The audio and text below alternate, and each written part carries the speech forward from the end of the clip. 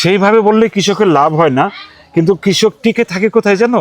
এই যে এই যে ধরো ৭২,০০০ টাকার সঙ্গে ২০,০০০ টাকার খড়। দেখেন খড়ের গাদাটা কি অদ্ভুত না? খড়ের গাদার উপরে গাছ, মানে গাছকে বেস করে এরকম খড়ের গাদাগুলো তৈরি হচ্ছে। এই যে এই পাশেও দেখলাম মোটামুটি শেষ হয়ে গেছে, মানে আলাদা কোনো খুঁটি বা মানে বাঁশ ব্যবহার করে নাই। এটা কি গাছ উপরে? এটা হলো এই গাছ, এই কাপলো গাছ। কাপলো গাছ না জিকা গাছ? কাপলো গাছ। আমাদের দেশে এটা কাপলো গাছ। কাপলো গাছ মানে জিকা গাছ, বুঝছিস? আচ্ছা আচ্ছা, মানে এই গাছগুলো এটা হচ্ছে উঠাইয়ে লাগাইলে হয়। আবার হয়, মরে না। ও, ডাল লাগাইলে হয়ে না, যায়। ওই উঠাইয়ে লাগাইলে হবে। ও আচ্ছা, এই যে এই গাছের সঙ্গে যে এটা করলেন, ডাল কাটলে হয়। এতে সুবিধা কি হয়? এটা ওই অন্য গাছ তো মরে যায়, এটা ২-১ বছর থাকে। আর গাছ সুবিধাটা যতদিন থাকবে এই ওপরে- খড়ের গাদা অতদিন থাকবে। হ্যাঁ। আর গাদাটা মানে খড়ের গাদাটা কি এতে মজবুত হয়? হ্যাঁ, এটা শিকড় দাঁতের নিচে। যে খড়ের গাদায় গাছ ব্যবহার করার ফলে যেটা হচ্ছে এক্সট্রা বাঁশের খরচটা হচ্ছে না, লাগছে না আর কি, বুঝছো? এবার আমাকে বলেন তো, এখানে যে খড়ের গাদাটা আছে, ঠিক আছে, আপনার এরকম খড়ের গাদা কয়টা? আছে ২টা, আরো আছে বাড়িতে। 2টা আছে। এই যে এই খড়ের গাদা, ঠিক আছে, এই খড়ের গাদাটা করতে আপনার কত বিঘা জমির খড় আসছে এখানে? কতটুকু এর জমি? ভিতরে এক কানির। এক কানি। কানি জমিতে যে ধান হয়েছে সেই ধানের খড় এখানে। এটা কি করবেন আপনি? গরুর খায়, গরু মহিষের খায়। কতদিন যাবে? এই তো কত বর্ষা ভাদ্র মাস না যাইতে রে। ভাদ্র মাস পর্যন্ত যেতে পারে, এরপরে কি আবার নতুন ধান উঠবে? না, এরকম ধান নেই। কিনে খাওয়াতে হবে? আবার দেবে, হ্যাঁ, কিনে খাওয়াই দেবে। আচ্ছা, এইটা বাজারে কি মানে এটা এই খড়ের গাদা যদি আপনি কিনে খাওয়াইতেন গরুকে, কেমন খরচ পড়তো? প্রায় এটা কেন লাগবে ২০,০০০ টাকা দিয়ে। ২০,০০০ টাকা। এটা হচ্ছে আপনাদের এই এলাকার দাম। হ্যাঁ, তাহলে সেই দেখো যে আমরা খুব সহজে একটা কথা বলি না, যে কৃষকের লস হয়। আসলে লসটা হচ্ছে শুধু মূল দামের জায়গায়, মানে ধান গাছ থেকে যে খড় পাচ্ছে, এই খড়ের দামটা বলছে এখানে বলছে ২০,০০০ ২০,০০০ টাকা। টাকা। কিন্তু এরকম একটা খড়ের গাদায়, যেটা এক কানি জমির যে খড়টা হয়, অনেক জায়গায় এটা ৩০-৪০ হাজার টাকাও দাম। হ্যাঁ, যেখানে হচ্ছে গরুর খাবারের বেশি দাম, কিংবা যেখানে গরুর খাবারটা কম পাওয়া যায়, সে এলাকার খড়ের গাদার অনেক দাম। তারপরে আমি শুনে হলাম, এক কানি জমি থেকে কতটুকু ধান পেয়েছিলেন, চাল পেয়েছিলেন? ধান পাইছি যে ৬০ মণ। ৬০ মণ। এখানে থেকে ৬০ মণ ধান পেয়েছেন, বিক্রি করেছেন নাকি রেখে দিয়েছেন? বেশি। কত করে মণ বিক্রি করেছিলেন? ১২০০ টাকা। ১২০০ টাকা। তাহলে ৬০,০০০, আর যদি ধরি হচ্ছে ১২,০০০, মানে মোটামুটি ৬২,০০০ টাকার মতো আপনি শুধু ধান বিক্রি করেছেন। আর খরচ হয়েছিল কত? আমার খরচ হয়েছে মনে করেন একখানি জায়গা রুইতে ১৬,০০০ টাকা গেছে রোহনি, আর ১৪,০০০ টাকা হলে সহনি।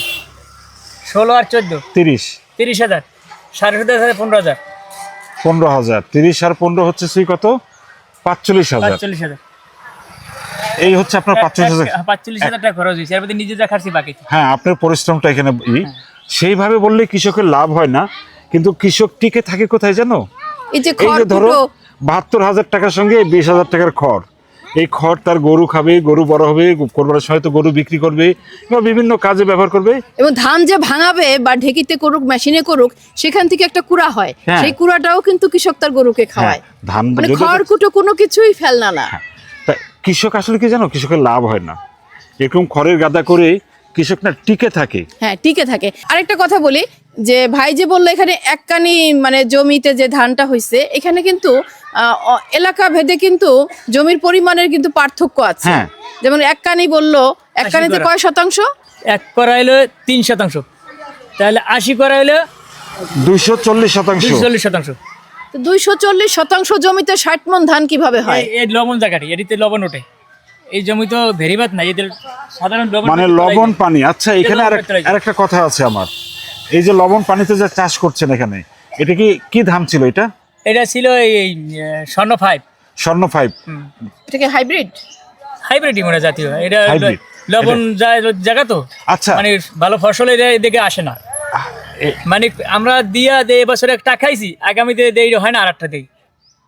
মানে সঠিকভাবে যে লবণ জায়গায় যে চাষ এইটা লাগে, এই বীজটা লাগে, ওই বীজটা এই এলাকায় আসে না। ও, তাহলে আপনার হচ্ছে সাধারণ বীজ দিয়ে চাষ করছেন? সাধারণ বীজ দিয়ে চাষ করি, যেটা ভালো হয়েছে বাচ্চা ওইটাই আবার আগামীতে আনি দিই। সুই, মানে এটা হলো ঘটনা আমাদের হচ্ছে কি হলো জানো, লস এই জন্যই বেশি। মানে লবণ পানি সহিষ্ণু বিশেষ ধানের কিছু বিশেষ বীজ আছে, এই এলাকায় কি কোথাও পাওয়া যায় না? না এই এলাকায় সেই ধান আসে না। হ্যাঁ, আমি বলবো যে এই এলাকায় আসলে আমরাও চেষ্টা করব, মেহেদি আছে, যে লবণ সহিষ্ণু বীজ যাতে এই কুয়াকাটায় ছড়িয়ে দেওয়া যায়, বিশেষ করে উপকূলীয় এলাকায়। তাহলে আমার মনে হয় যে কৃষকেরা তখন কত পাবেন?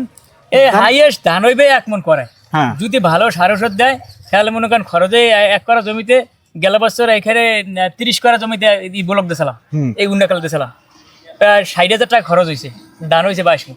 যে সময় ধানটা ভাইরে হ্যাঁ, তখনই লবণ পানিটা আসে, লবণ পানি এই জায়গায় তলাই যায়, তলাই গেলে ওই ধানটা সিট হয়ে যায়। মানে জোয়ারের লবণ পানি এটা? হ্যাঁ জোয়ার লবণ পানি এগুলো ভেরিবাদ নাই ধরে এখানে তো বেড়িবাঁধের বাইরের জমি, বাইরের জমি, যার জন্য এই সাগরের পারে যত জমি এরা এই মানে জোয়ারে তলাই যায়। তাহলে আপনারা কি চান না যে লবণ সহিষ্ণু বীজ আসুক? হ্যাঁ আমরা চাই যে এরকম যে লবণ জায়গায় যে বীজটা আসে ওই বীজটা আমরা পাইলে কৃষক ধান দিয়ে মনে চাষ করে লাভবান হয়। ধানের বীজ এই লবণ সহিষ্ণু পানিতে, বলছে যে লবণ পানিতে, এখানে তো পুরোটাই লবণ পানি, হ্যাঁ লবণ পানি ওঠে। সে লবণ পানিতে এই ধান স্বাভাবিকভাবে জন্মাবে না, এমনি গাছই হয় না। ওইটাই মানে এই উপকূলীয় অঞ্চলের কৃষকদের জন্য বড় দরকার হচ্ছে কি জানো, বড় দরকার হচ্ছে লবণ সহিষ্ণু জলে ধানের বীজ। উপযুক্ত বীজ। এই উপকূলীয় অঞ্চলে যেখানে সাধারণ কোনো ধানই জন্মায় না, সেইখানে যদি কৃষক এই খড়টুকু না পেত তাহলে কৃষক কিভাবে বাঁচত?